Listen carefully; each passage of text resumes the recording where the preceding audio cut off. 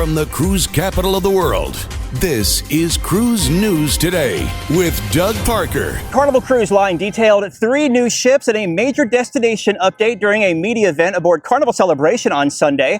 The line announced the names of Carnival Festivale and Carnival Tropicale for the 2027 and 28 Excel class ships, followed by a next generation 8,000 guest ship codenamed Project Ace, which is launching in 2029. It's a very special day, and I think it's brilliant the way we've sort of packaged it all together, because individually one may sit on top of the other, so to put everything together in a big package like this makes a lot of sense. Carnival is also expanding Celebration Key. I am really excited about Celebration Key, obviously. Other changes include a new water park replacing Bolt on the new Excel ships, expanded family programming, and the elimination of family harbor suites on new builds going forward. You can find out more details about this at cruiseradio.net. And a cruise turned chaotic for the CEO of First American Financial. Kenneth DiGiorgio, 53, is facing federal assault charges after allegedly choking another passenger aboard Virgin Voyages Resilient Lady on March 31st. The altercation, which was caught on surveillance, reportedly began when his wife told another guest to not dance barefoot on the dance floor. You can't make this up.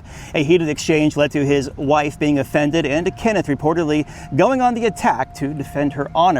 The exec was confined to his Rockstar suite and arrested by the FBI when the cruise returned to San Juan, Puerto Rico on April 1st.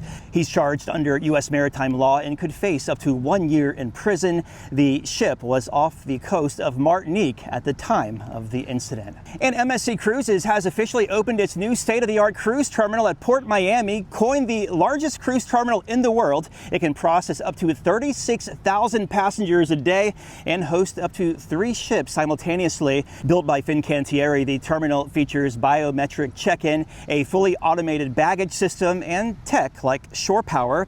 It'll serve for MSC Cruises and its luxury brand, Explorer Journeys. And cruise stocks were down again on Friday. Carnival Corporation down 4.5%, 16.50. Royal Caribbean down 6%, 177.93. Norwegian down 4%, 15.69. And Viking down 8%, 34.93. If you have a lead on a story, let us know. Tips at cruiseradio.net. Here at South Point Park in South Beach in Miami, a beautiful day today. I'm Doug Parker with Cruise News Today. Have yourself a great day.